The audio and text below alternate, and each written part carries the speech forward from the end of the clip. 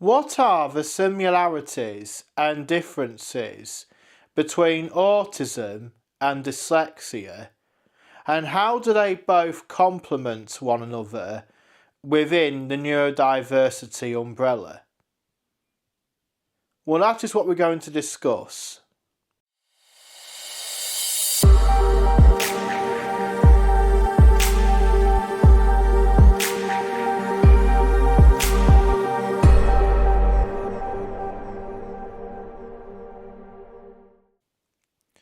Hello everyone, welcome back to the Aspergian Journal. The relationship between autism and dyslexia is one that has a long history of being some of the most common forms of neurodiverse conditions, or traits as I refer to them as. And because there is so many similarities between them both, that it's very important that we complement them both and showcase that autistic and dyslexic people are far more capable than what the world might tell us, that they can build independent and successful lives, and that their condition or trait should not stop them in any way and to achieve what they want out of their lives. When you first look at autism and dyslexia as two behavioural and psychological concepts, you could easily mistake them for not being relatable and they should be treated as two separate conditions.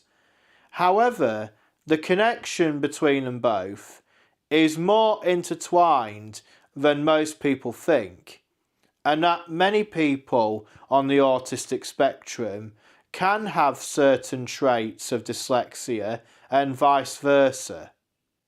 According to research carried out by Durham University in 2024, found that around 10% of the UK's population identified to have signs of dyslexia, with 4% of them having severe dyslexia, and anywhere up to 50% of autistic people can also have dyslexia alongside their autism, which in many cases leads to people having a dual diagnosis.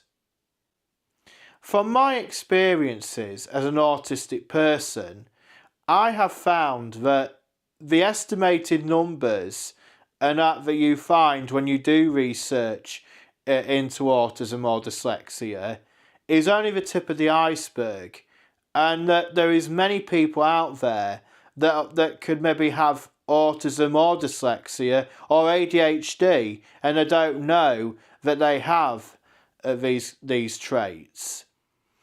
You know, despite the awareness and accessibility that's developed over time as of the diagnosis assessment process. But despite this development in diagnosing people, the support and that dyslexic and autistic or ADHD people might need to help them deal with their day-to-day lives, and that is not there, and over the years it has dwindled, despite what numerous governments will tell you about that they've increased in funding. But only pumping money into something doesn't necessarily mean it's going to work, and if there isn't a strategy of how you support people and that with autism, dyslexia or ADHD or any other neurodiverse trait and that people can have. Although they rise from different neural pathways, autistic and dyslexic people often share various attributes like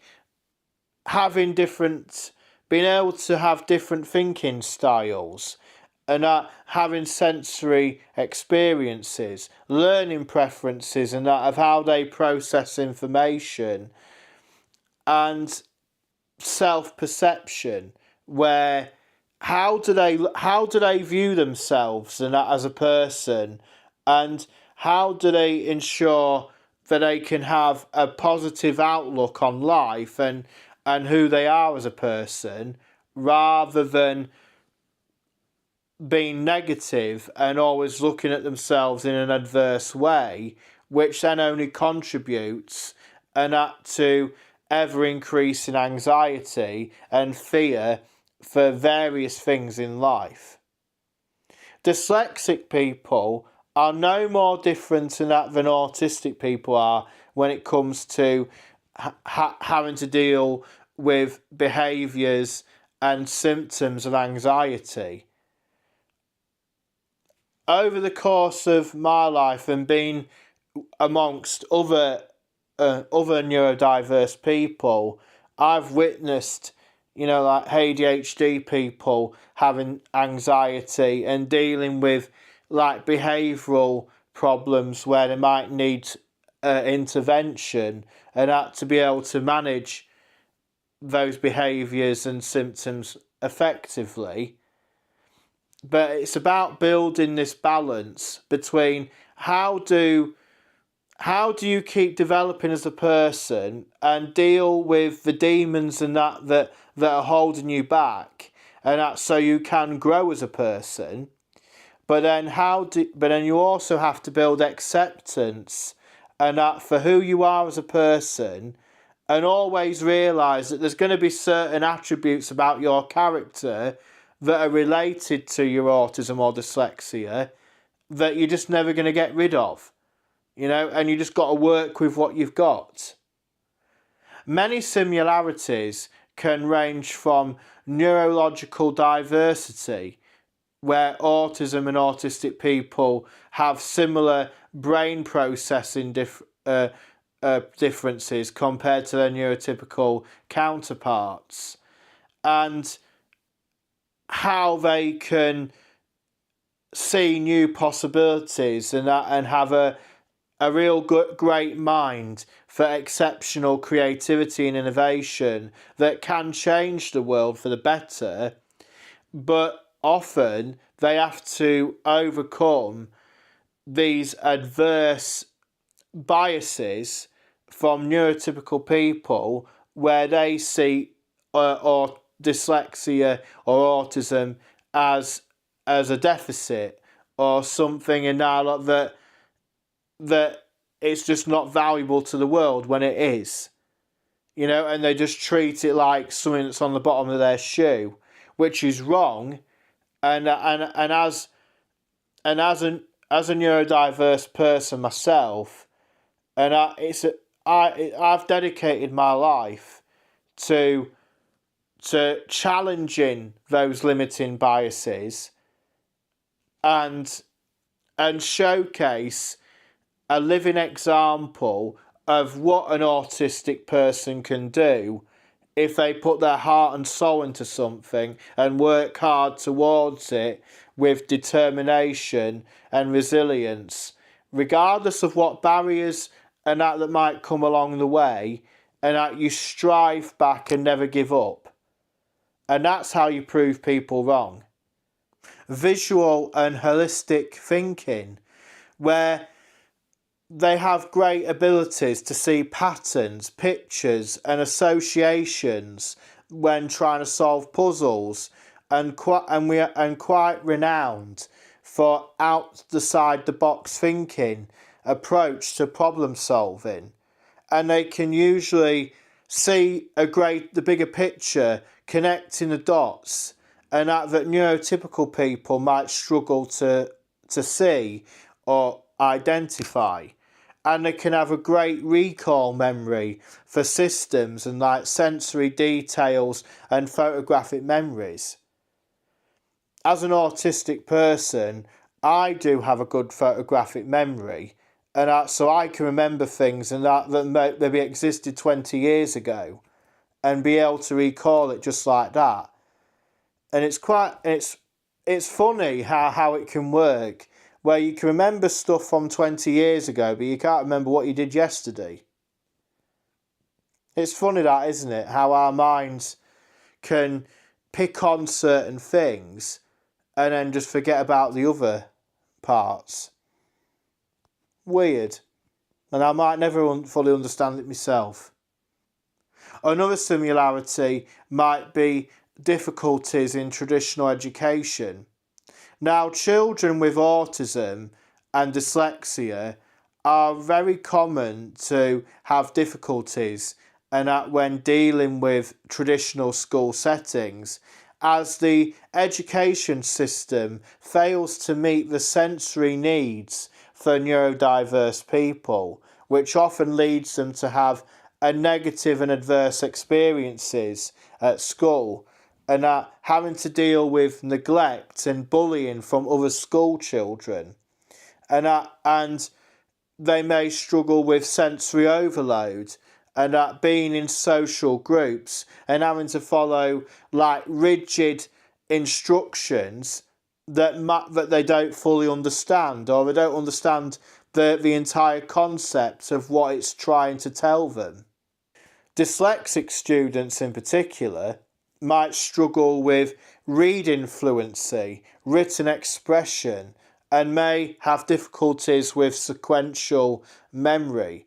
Despite of this, autistic and dyslexic students are often known for being highly intelligent, and they are far more capable and are in alternative learning environments that actually meets their needs and requirements far better than what the traditional school system and that will ever be able to do. Working memory and processing speed, is a very strong attribute and for autism and dyslexia, where when it comes to like long-term memory, pattern retention, reasoning skills, but they often face shortfalls in like processing speed when it comes to like absorbing information all at once from different resources. And this can also evoke sensory overloading meltdowns if it's not managed or noticed effectively. It is widely noted that many of the world's famous mathematicians are found to have been on the autistic spectrum or have had signs of having a neurodiverse condition or trait without the world knowing or understanding their repetitive behaviours in their respective time periods. Another similarity is creativity and problem solving. Autistic and dyslexic people very frequently demonstrate divergent thinking in being able to have the ability to approach problems in unique and alternative ways and angles that neurotypical people might not be able to identify so easily. And they can often excel in various subjects like art and design, technology, music, storytelling, engineering, and philosophy. And their creativity, and that can often rise from compensating or reimagining how they process the world, and often have a strong sense of social justice, even though the world treats them like something that they've got on the bottom of their shoe, and they just disregard them quite negatively, and that for like they're just not worthy, when that's not the case at all. Some of the greatest entrepreneurs and that have a neurodiverse condition, like Elon Musk, and that has Asperger's syndrome, and that Richard Branson has dyslexia. And there's various other examples like it, and that where some of the biggest entrepreneurs that you know in the world often have, they show behaviours of having a neurodiverse trait, or they've maybe even said it themselves that they feel like they are on the spectrum somewhere. also heightened emotional sensitivity.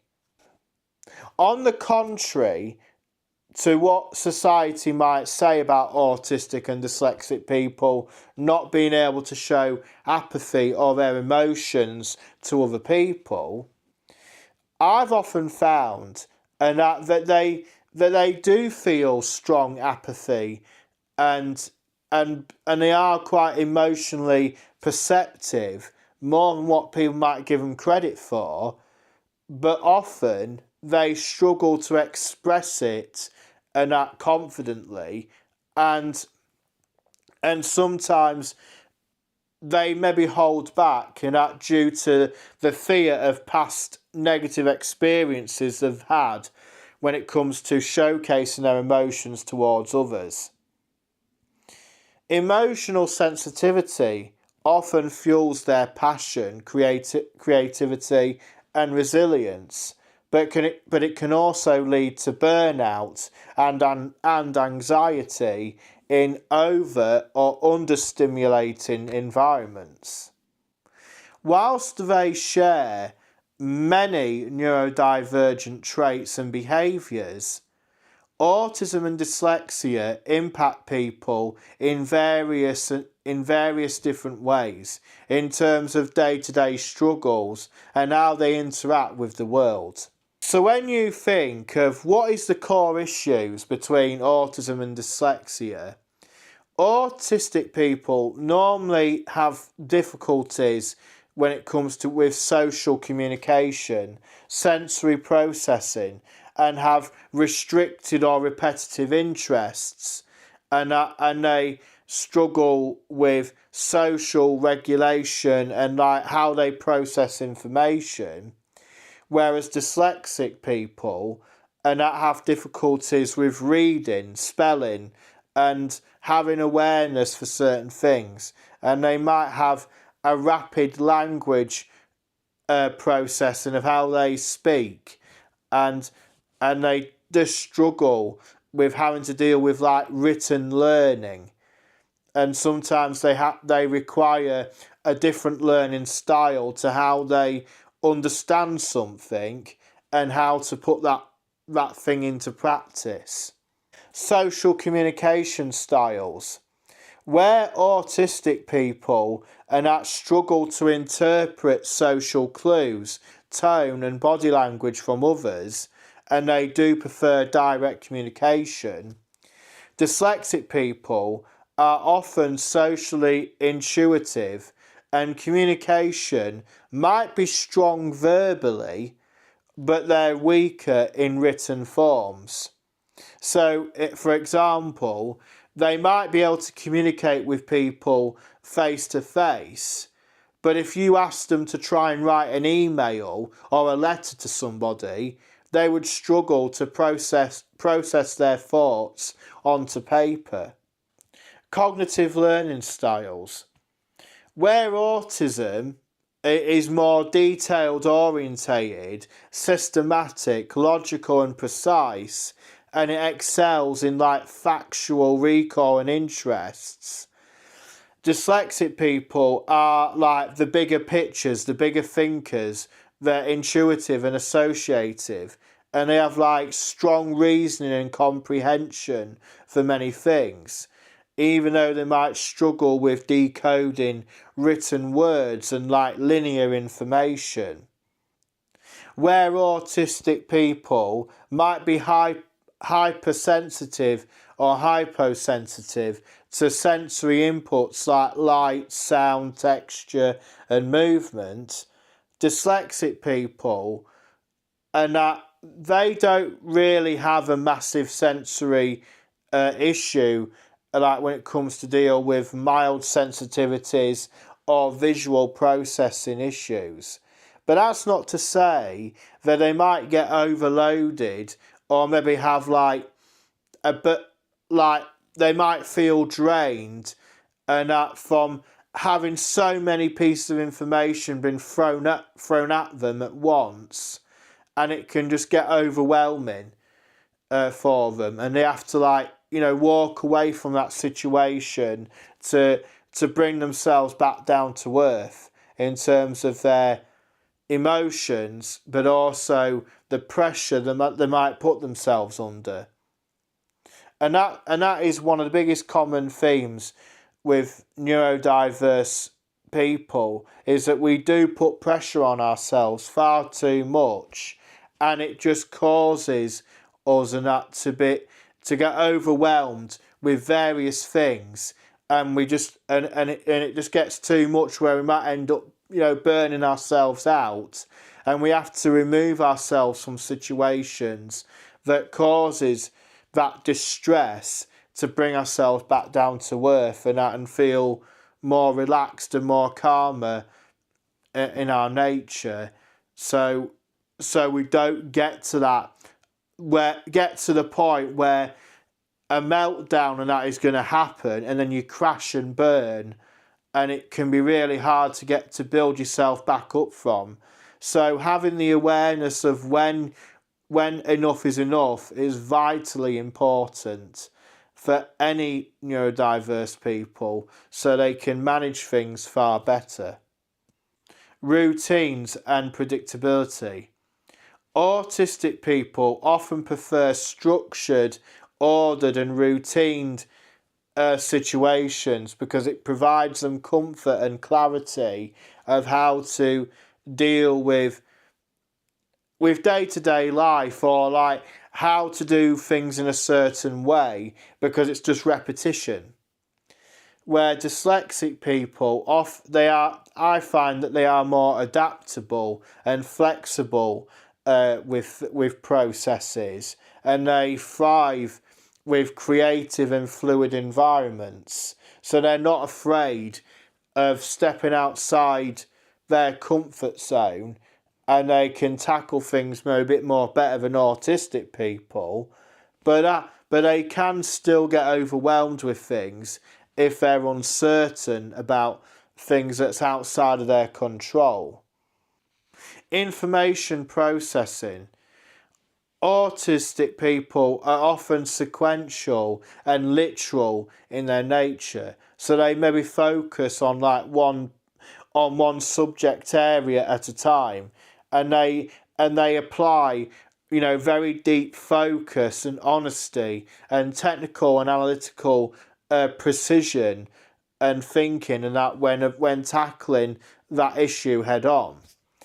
Where dyslexic people are often holistic and integrative, so they can see patterns before details and have that visual imagination and storytelling, and be able to adapt far better in environments and that'll suit them better.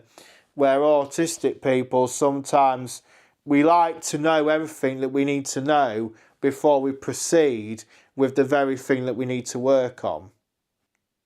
When it comes to shared living experiences as an autistic or dyslexic person, it is very important to understand the emotional journeys that both have to endure, and how they have to confront the biases, and that is often shaped by how society perceives and accommodates them in this world. And sometimes it's not always for the goodness of other people's hearts, and sometimes it can be a battle within themselves, and that to be able to fight for their needs and to ensure that they can be accommodated in environments, and that so they can work at their best. One of the biggest common experiences and that they both share is misunderstanding and underestimation. Neurotypical people, if they haven't got the understanding and the training to be able to identify autistic and dyslexic people and be able to accommodate their needs effectively, they often view autistic people as aloof or unemotional, and dyslexic people can be labelled as lazy or unintelligent. And these descriptions are so far away from the truth. It is often found that both have to work harder than their neurotypical peers to navigate environments that were not necessarily designed for their thinking patterns or how they perceive the world in their own way. Another shared experience is masking and compensation. They have to learn from quite a young age to hide their struggles from other people in their efforts to try and blend in and try and meet, the external neurotypical expectations that are put on the world. And most of the time, they usually are unable to meet those expectations because it doesn't necessarily consider their thinking patterns and how they behave and how they perceive the world for it to work in their favour, or shall I say, work to the best of their abilities. Dyslexic people may memorise texts and avoid reading out loud, where autistic individuals might mimic social behaviours because they really want to be accepted and be embraced by society, that they'll try and do things that might seem neurotypical to other people, but they're just trying to blend in, and sometimes it goes against their nature. It's like trying to fit into somewhere for the sake of it. I mean, a good example for me is sometimes, like, if I'm amongst a group of people, I try my best to make a contribution to what is being discussed in the conversations, to feel like I'm part of that group. But often enough, if the subject that they're talking about I don't have any experience of or have no interest in, I feel like I'm just there and to try and feel accepted, even though I don't have no interest in what is being talked about. Like football, if a group of lads and that were talking about football, what's happened, the latest games or whatever, and I try and maybe try and give a little bit of banter back to it, but I don't even like football. It just feels like a waste of time to me. So it feels like a wasted exercise that I don't necessarily want to do or want to be part of. Another living experience is resilience and self-discovery. Both journeys often involve turning their differences into something empowering and which they can use as a foundation to growing themselves as individuals. When accepted and supported, both autistic and dyslexic people can become innovators, creators, change makers, often redefining their fields through their unique perceptions and passions beyond any measure of success. And by focusing on what they do well and hone in and adapt and build on the things that they might lack in, it unlocks, extraordinary potential on their part, and, the sky's the limit.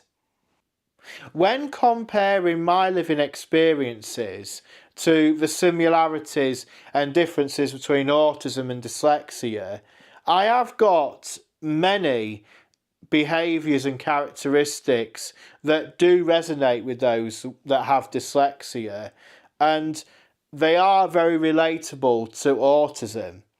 One of the biggest things that you have to understand is that despite that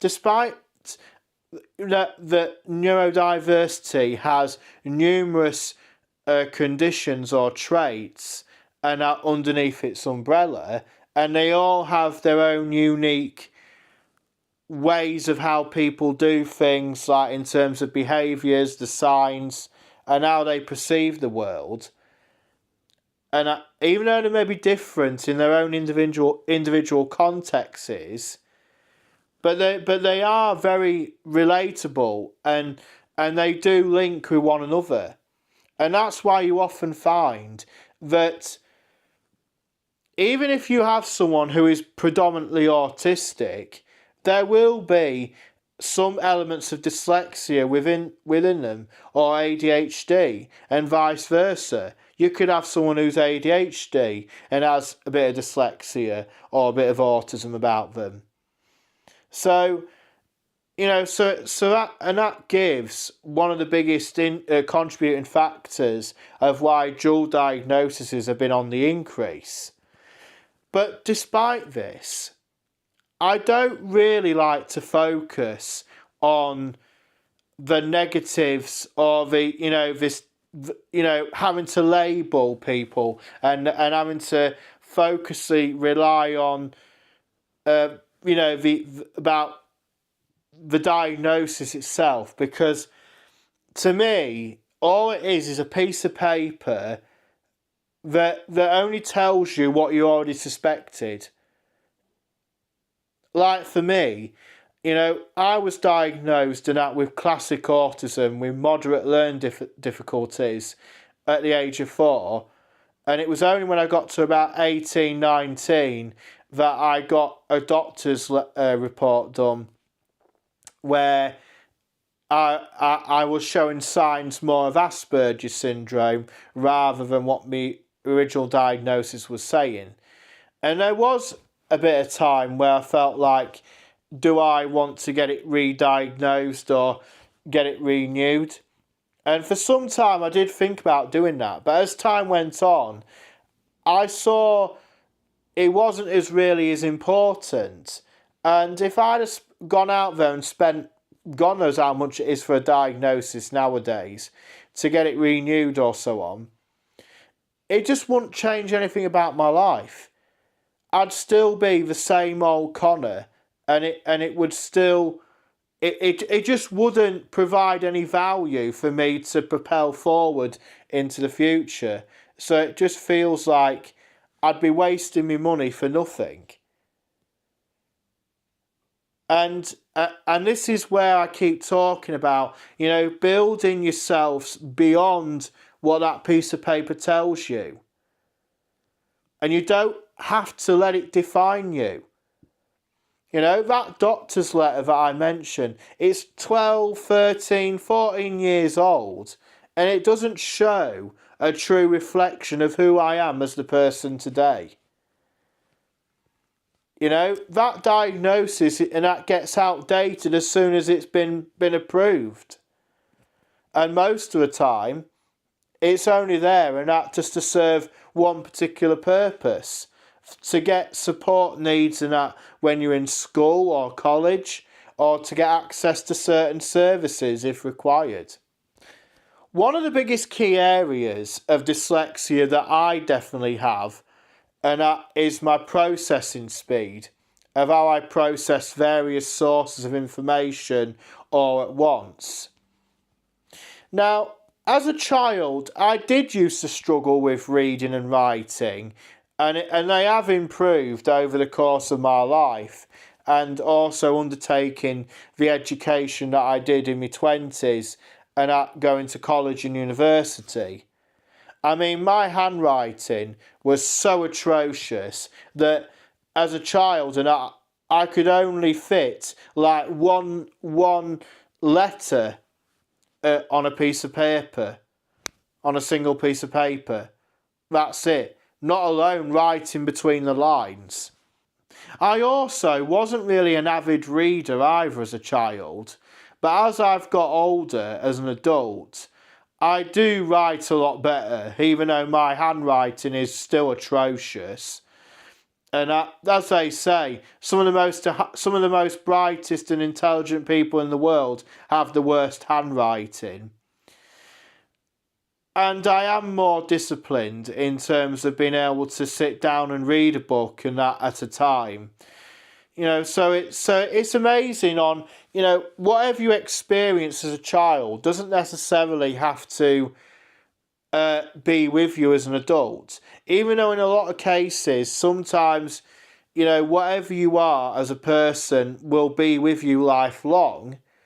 But don't ever discredit yourself from being able to develop as a person and be able to learn new skills. Whatever you might be as a child is not always permanent. You can learn and adapt and become more empowering within yourself, of being able to overcome whatever your weaknesses are and be able to focus on what your strengths are. One of the biggest things there is that most people don't have the self-awareness and that to be able to identify what their strengths and weaknesses are and be able to find a career or job or a purpose in life that matches those two components of your life and as a person. As I've mentioned before, even though some of my biggest strengths, like being able to have a real good photographic long-term memory, exceptional creativity, and be able to identify visual patterns very quickly, one of my biggest weaknesses is socialisation and be able to understand the dynamics within communications with other people. Even though I have got better with these things and that as I've got older, but it's still prevalent. It's always going to be something that I'm always going to be weak in. I'm never going to go from being the introvert person that I am now to be an extrovert, like being the life and soul of a party. I'm never going to be that kind of person, and that's just something I've always had to accept. When it comes to deciding if you want to seek a diagnosis or not, as I said in my previous video where I talked about autism versus ADHD, it's not down to me to tell you that you are right or wrong to get a diagnosis. That is your choice, and I've always advocated for people to make their own choices in life. I'm not here to tell you that you should do this or you shouldn't do that. All I'm here to do is give you the information, give you my viewpoint on it, and then it's down to you to make that decision. As I've mentioned before, even if you do get a diagnosis or not, and it is your choice, always remember that it does not define you as the person that you are. And you need to realise that you are worth and capable of far more than what you most probably know in yourself. And it's about, looking beyond. Look beyond what that piece of paper is telling you and focus on what can you do and that to make your life more enriching in various ways. So always see, your dyslexia, your autism, your ADHD, whatever it is, and that as a gift to embrace and build confidence in becoming the best version of yourself. Despite the adversities and challenges that'll come in your way, and just remember that it is part of the journey, and you become a stronger and more resilient person for it. I can tell you now, even though sometimes that I wished that I'd not had the adverse experiences that I've had of dealing with the bullying at school, struggling sometimes to get that first job opportunity when I was 18 years old, and having to overcome barriers and that lot where neurotypical people used to take them for granted. But it's because of those situations and experiences, it's made me into the strong person that I am today. And you have to give yourself credit for it. You know, always remember, whatever you go through life, it always teaches you a lesson. It either gives you a memory, an experience that you can use as a memory, or it can teach you a lesson, and that you can learn and become better in the future when you move forward in life. Before I started university to study business, I had to apply for what is called a Disabled Student Allowance, or DSA, and I had to get extra support at university, so like for my studies and like also like pastoral support as well. And to get this allowance, you have to show evidence and that you've got like dyslexia or autism and so on. And because the doctor's letter that I mentioned earlier was not sufficient enough to be able to provide the evidence required to get the allowance, I had to have a dyslexia assessment done. So I went and got that done, and the college and that sorted it out for me, so it wasn't a bearing on my part to organise and so on. But realistically, that assessment was done to ensure that I got the support I needed, like 25% extra time for my exams, and like support and that for like coursework, or like when I'm in lectures and so on. And that because my processing speed and that was sometimes is weaker than a neurotypical person is, so it would take me a bit longer to complete my exams, or like I needed to be able to record my lectures, and now when I'm in a lecture, because trying to write notes and listen and follow what the teacher or tutor and that is doing, it was really hard for me to be able to do the two things at once. So it's good to be able to, so I'd record the lecture and be able to go back over it if I needed it, to be able to compose all my notes I needed towards whatever my assignments were. So you decide to get a diagnosis for your dyslexia, autism, or whatever. And now you have to deal with the next question that will come to your mind. How do you build self-acceptance and for your dyslexia, and be able to focus on the journey ahead, and how do you evolve as a person and up to where you want to go in life? It's not an easy thing, but it's always possible.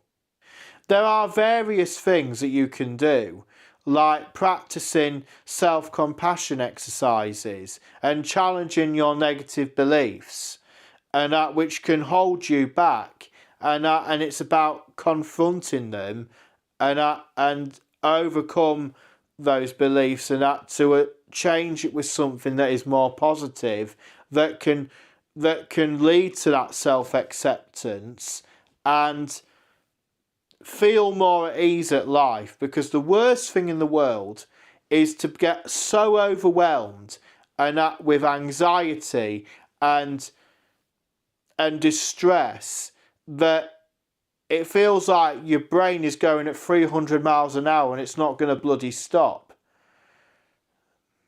So it's always, you just got to have that self-care within yourself, because the worst thing that as human beings that we do is sometimes we self-neglect our own bodies and our own beings, because we're so focused on trying to solve the world's problems when we're not solving or looking after the very thing that's staring right in front of us if we look at ourselves in the mirror.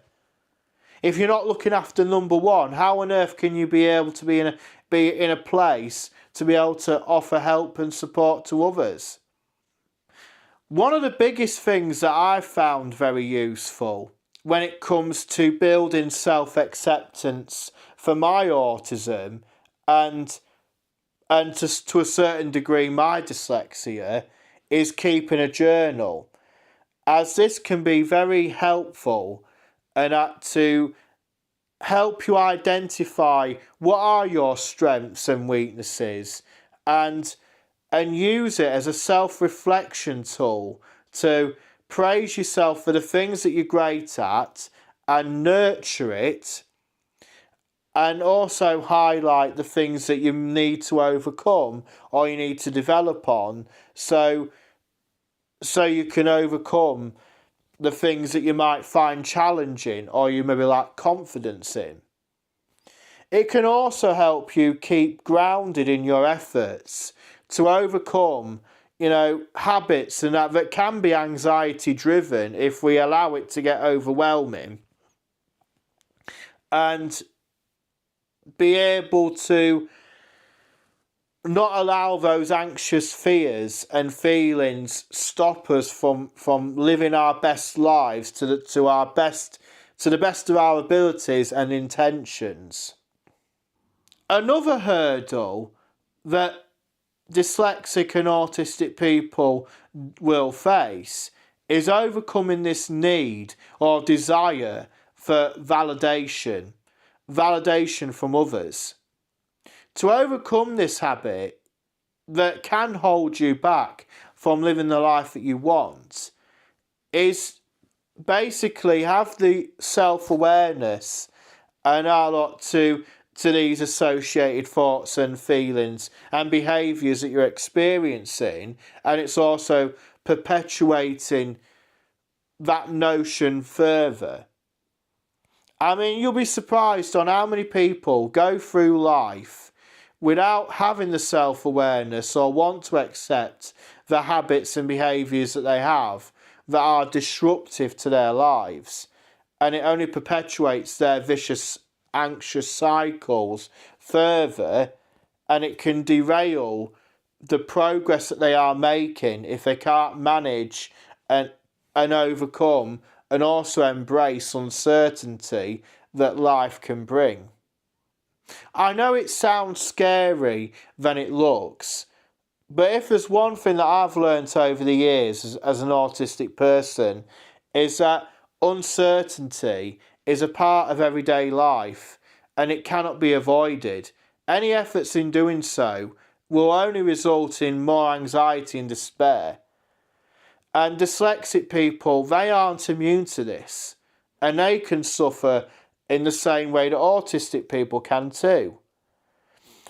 And to overcome these, intrusive behaviours and patterns of thoughts, and you could actually benefit from doing cognitive behavioural therapy, which is a talking therapy where you talk through your anxious thoughts and feelings with a mental health practitioner, so you can challenge and change the meaning of those thoughts and their associated behaviours to improve your mental state and develop coping strategies to solve whatever issues and that you might have currently, or what's causing you the most amount of distress to the point where it's stopping you from living the life that you want. And a lot of this sometimes involves like mindfulness and meditation, like being able to calm yourself down in a situation and allow your thoughts to dissipate on their own without the associated impulsive behaviours. And over time, with consistent practice, and you'll be able to overcome that, and you feel more calmer in your mind. And it's the same thing with validation or needing this approval from others. It's an intrusive behaviour and thought. And if you constantly keep seeking that validation, it's just going to trap you in that cycle of vicious anxiety, because you always need something to reassure you. You don't need reassurance from other people. The only validation that you should only be asking for in this entire world is yourself. compare yourself to the person that you were yesterday, to the person of who you are today, and to the person of who you want to become in the future. Focus on your own personal development and don't allow anyone derail you and that from your efforts. If you focus on your own journeys and become greater people for the efforts that you put in, it's remarkable on what difference you can make to your life, even in a short space of time. I was able to do that after many years of being in denial about me being autistic and wanting to fit in. But by stepping back, accepting who I am as a person, embrace what the good things about myself, and take stock and acknowledge my weaknesses and continue to work on them, as well as evolving as a person over time, I become a better, more determined, more resilient, more passionate about different things. And so it makes my life more open to different possibilities, and be able to evolve into new interests and passions.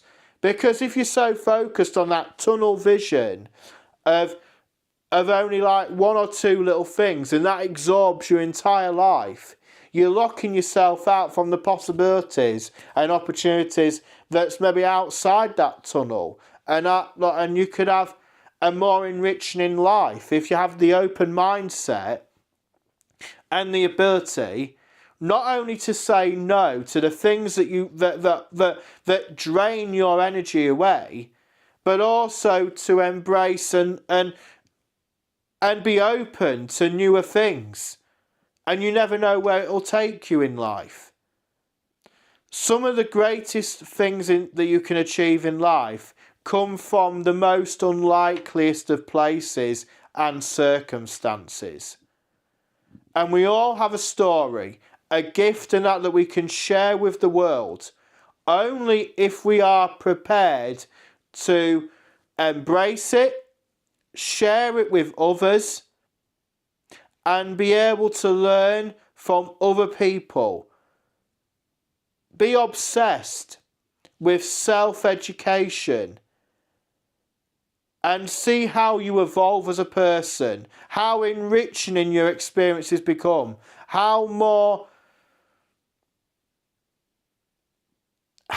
wealthier you become as a person in various ways, not just in monetary value. I hope you have enjoyed this video. If you have, please do consider subscribing to the Aspergian Journal on YouTube and Substack so you can be kept in the loop for when new content is released. As always, thank you.